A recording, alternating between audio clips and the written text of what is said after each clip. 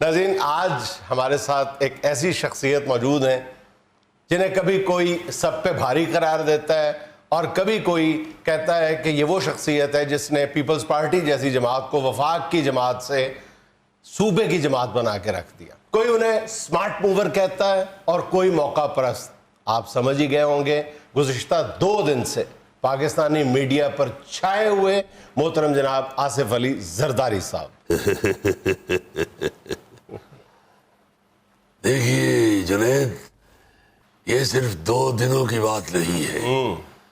अल्लाह के फजल से 2 दहाइयों से आपका भाई सियासत में छाया हुआ है।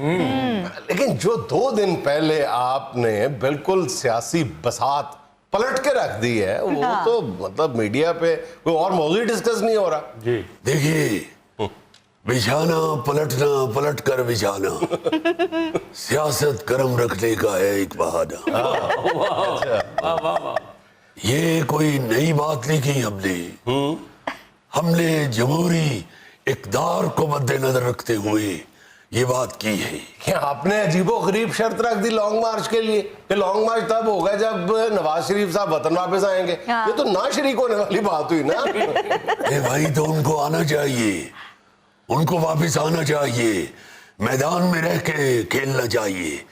ये कैसे हो सकता है कि एक आदमी मैदान में उतर ही नहीं रहा और वो कह रहा है कि मैं दंगल लड़ रहा हूँ?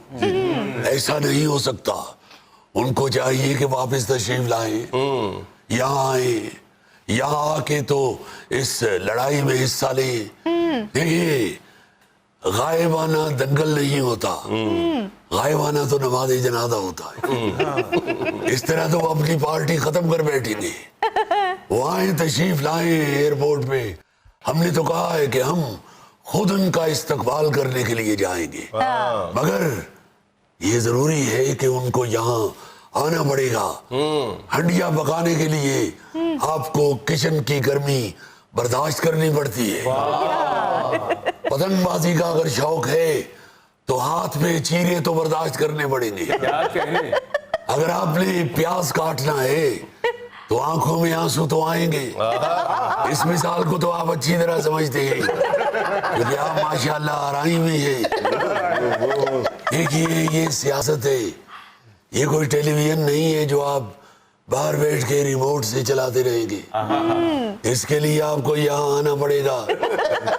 लेकिन जरदारी साहब, उनकी साहबजादी मरियम नवाज ने कहा है कि पापा की जान को खतरा है अगर वो पाकिस्तान आएंगे। हाँ भाई, मगर मरियम बीबी को चाहिए कि पापा को ये भी बताएं कि जहाँ वो हाथ डाल बैठे वहाँ उनको फिर खतरों का खिलाड़ी तो बनना पड़ेगा। खतरा तो फिर मुंह लेना पड़ेगा। और ये ज़हन में रखे कि अगर उनके पापा पापा हैं तो हमारे बच्चों के भी पापा पापा हैं। ये नहीं हो सकता कि उनके अब्बा पापा और हमारे बच्चों के अब्बा अब्बा हैं।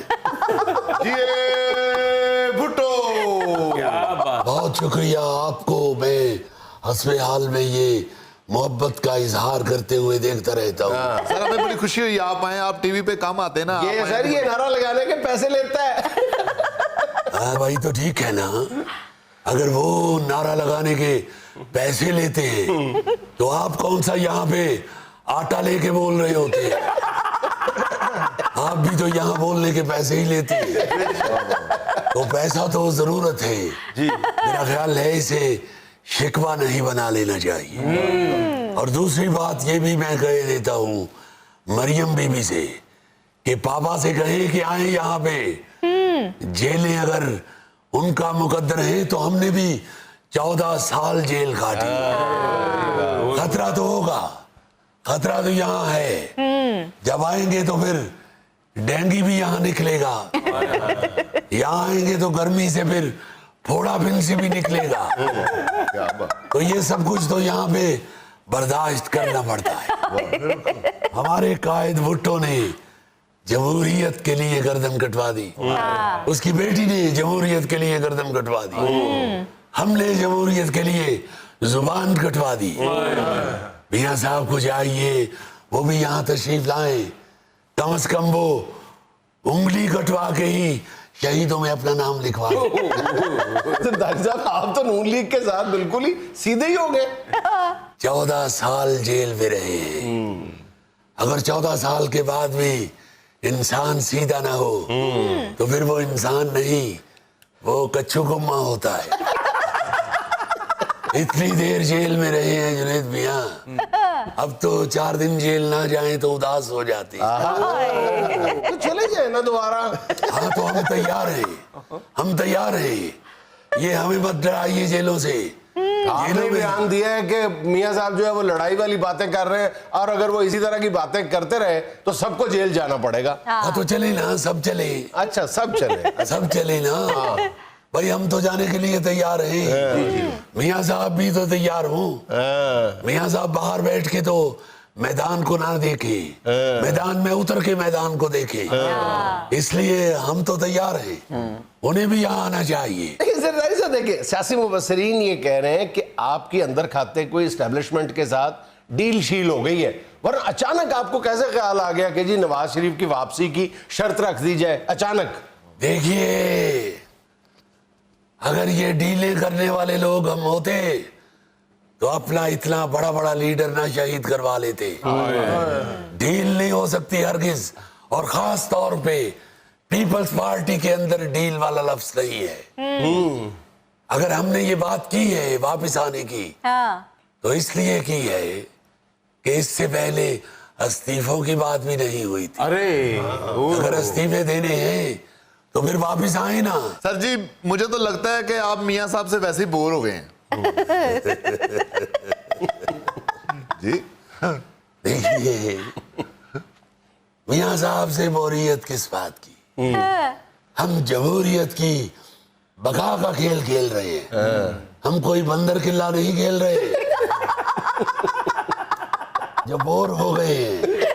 या हम कोई 12 टानी नहीं खेल रहे, या हम कोई लूडो पे नहीं बैठे हुए जो बोर हो गए। हम जमहूरियत की बका का खेल खेल रहे हैं। यहाँ बनता है जिए भुट्टो, जिए भुट्टो। ये बात है। अच्छा जरदारी साहब, आपको अचानक ये भी याद आ गया है कि नवाज शरीफ साहब ने अपने दौरे हुकूमत में तनख्वाहों में इजाफा भी नहीं किया था।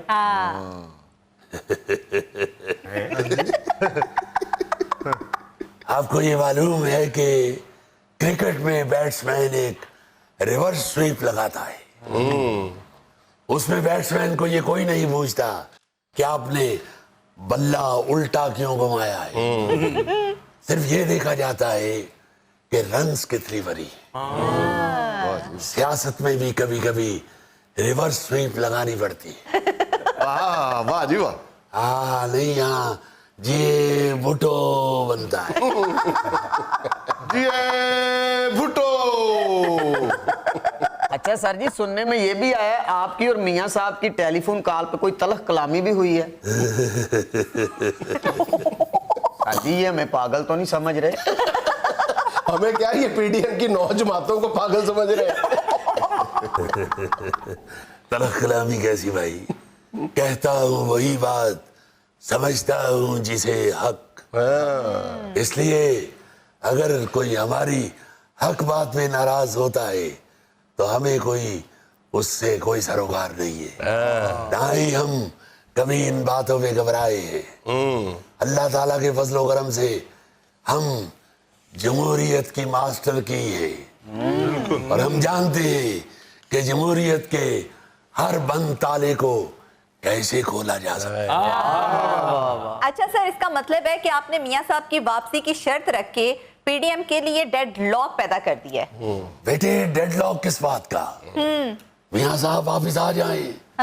वापिस आने में क्या कबाहत है भाई? जेल ही है ना। हमने तो बताया कि हमने 14 साल जेल भुगती है, और पुराने दौर की जेल भुगती है। अब तो जेलों की हालत बदल गई है। मियां साहब को खौफसदा नहीं होना चाहिए। अब तो एसी लग गए हैं, अब तो पंखे पंखे लग गए हैं, चूने की लाइनें भी लगाना शुरू हो गए हैं। जो हमने जेल भुगती हुई है, उस वक्त तो चिड़िया चिड़िया जितना मोटा मच्छर होता था जेल में। और हैरान होंगे सुन के आप, गूंगा मच्छर था, गूंगा। वो पहले कान में आके बताता भी नहीं था कि तैयारी पकड़ी है, मैं डंग मारना चाहता हूँ। जरदारी साहब मेरी बात सुने, देखें आपने भी बवक्ते जरूरत जो है वो बैरून मुल्क रवानगी का सफर इख्तियार किया है। जेल की जहां तक बात है, वो नवाज शरीफ साहब ने भी जेल काटी है, आपने भी काटी है, आपने जरा हिम्मत के साथ काट ली थी, लेकिन आप भी कई बार बैरून मुल्क तशरीफ ले गए थे। भाई पहली बात तो ये है कि अगर हमने हिम्मत से काटी है तो मियाँ साहब को भी चाहिए हिम्मत पकड़े।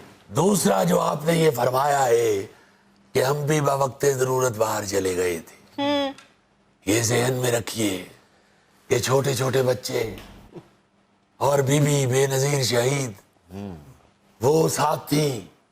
हम तो बच्चों के लिए और अपनी मरहूमा बेगम के लिए बाहर गए थे और हमें भेजा गया था बाहर। हमें ये कहा गया था कि निकल जाइए भाई। ये तो नवाज शरीफ साहब भी कहते हैं कि मुझे जबरदस्ती भेजा गया।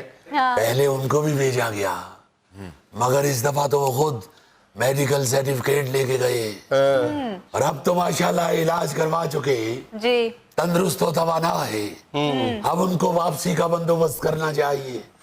रोजाना सुबह सुबह उठ के अपने रिहाइश गाह के गेट में खड़े होके अगर वो प्रेस टॉक कर सकते हैं तो भाई यहाँ आके जेल के गेट में खड़े होके भी प्रेस टॉक करने की हिम्मत करें।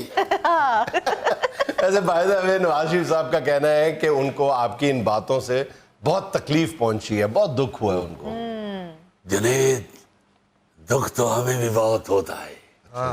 यहाँ से इलाज करवाने गए और वहां पे मार्लन ब्रांडो वाला कोट पहन के फिर रहे हैं। वापसी का नाम ही नहीं ले रहे, पसर ही गए।